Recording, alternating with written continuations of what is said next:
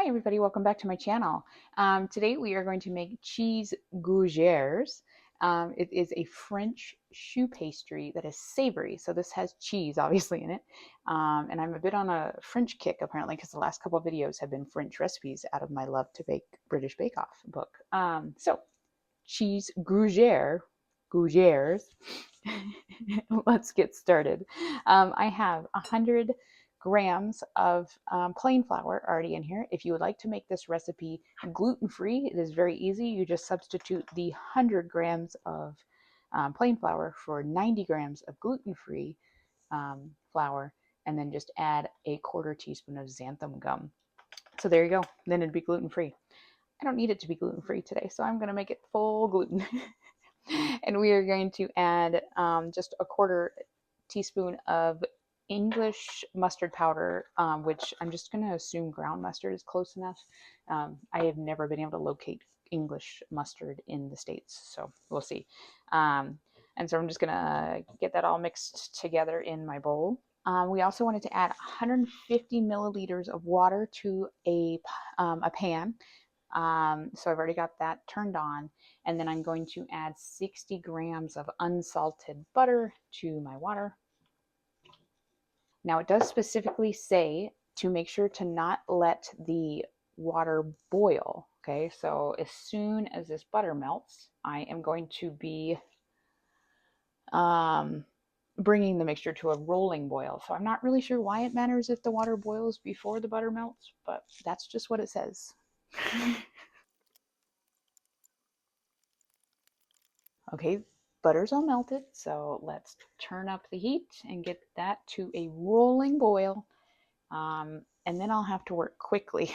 Now I just needed to slide it off the heat, and then I'm going to add the flour mixture and beat vigorously.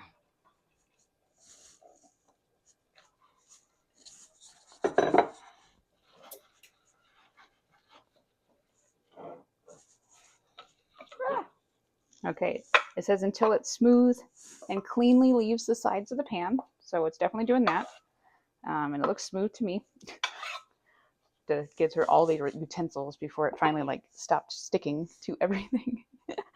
All right, it says season with cayenne. So it just says a pinch of cayenne. I don't really cook with cayenne, so I'm substituting chili powder. I just don't like spicy stuff. And then also salt and pepper. It doesn't really say how much of each. So I'm just going to put a little bit. It doesn't say to mix. I'm just going to assume you want to mix that in, because otherwise you're just going to have a bite of cayenne. Okay, that looks like a really cool dough though. Now what we need to do is just put it in a bowl so that it can cool for about 5 minutes. So I just put it right in there, and I'm going to let it cool for 5 minutes. I'm now going to add 3 lightly beaten eggs, 1 tablespoon at a time, to my cooled slightly choux pastry dough. Okay, and beating well in between each addition. So 1 tablespoon. Oh, that was more than a tablespoon.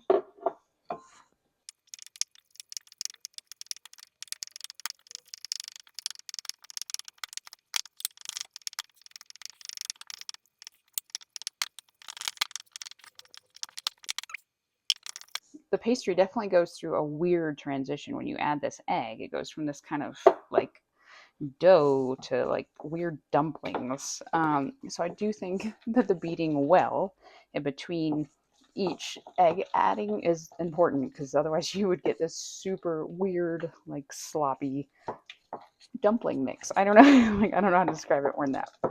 So beat well.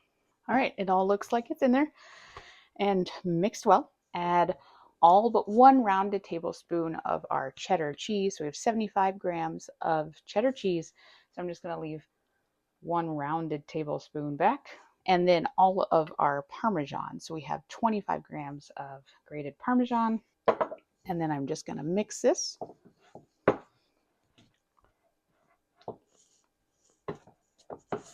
Okay, now I'm going to take this and spoon 35 neat mounds of dough, no bigger than a walnut, on the lined baking sheet. So I should get about 35.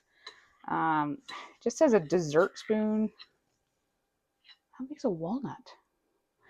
I don't eat nuts very much, so yeah. That looks like a really big walnut. Maybe that's... Is that a walnut?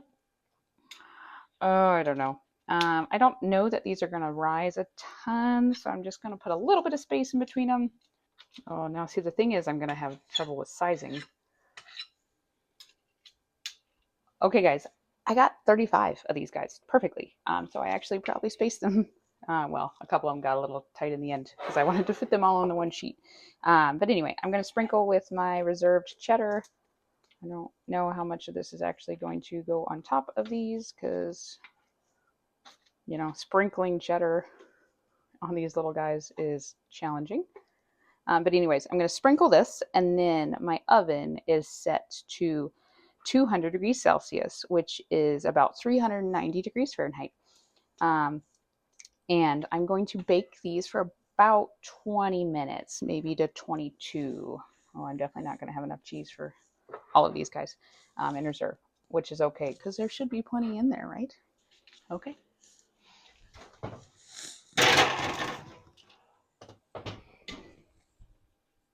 Oh, okay. Those look really good. Now, those were in for about 20 minutes, but what I'm going to do is take a wooden skewer, Wingardium Leviosa.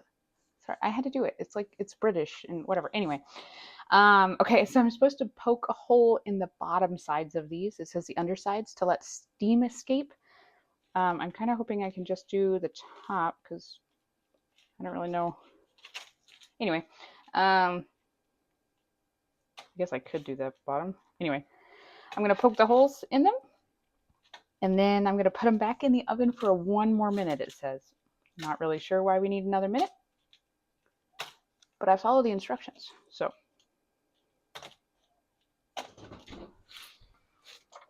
okay. So there are my cheese Gougères. I just can't speak French, is really that problem. So I do just need to let those cool to room temperature. Doesn't even say anything about a wire rack, so I'm just assuming they're okay. I mean, they slide around really easy on this. They're really light. It's very interesting. Never made a choux pastry before, so curious. As with all choux pastries, there is a filling to go in these, so I'm going to make that while these are cooling. All right, so the filling consists of 250 grams of full-fat cream cheese. So I've already got that in a bowl. We also need to add 2 tablespoons. It says creme fraiche, which you can get in the States. I have seen it in the grocery store. I just didn't get it this time. You can substitute for sour cream. It's very similar. So that's what I'm going to do. 2 tablespoons of sour cream. The reason why I just didn't get it this time is we only needed 2 tablespoons. And they're very similar. I think sour cream just has more of a tang to it than creme fraiche does. And with this much cream cheese, I didn't really think too much of the tang was going to come through anyway. So anyway, tell me if I'm wrong, but anyway.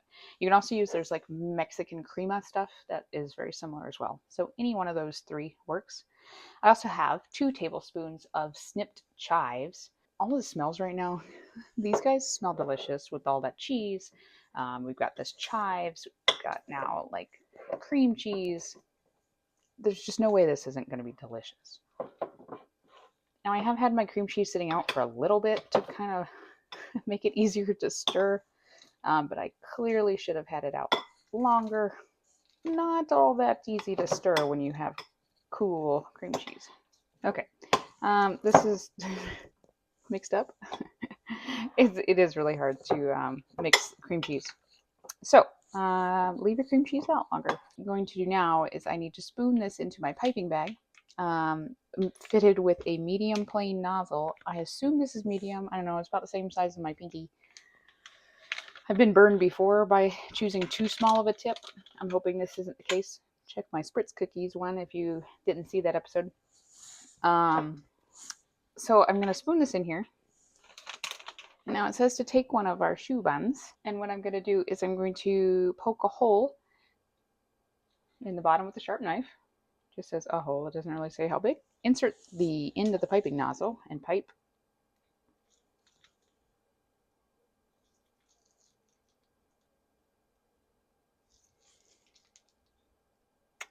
I also don't know how much to put in there. Sorry, you couldn't even see.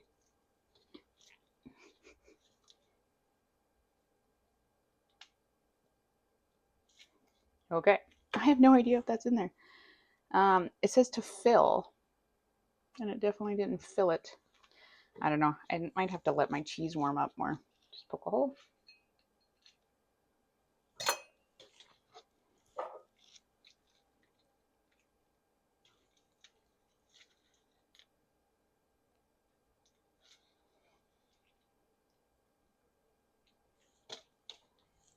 You know, this is what it is. But you know what I am going to do? I'm going to give him a taste because, yeah, why not? Anyway.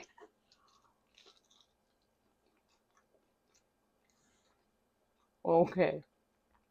That's really good.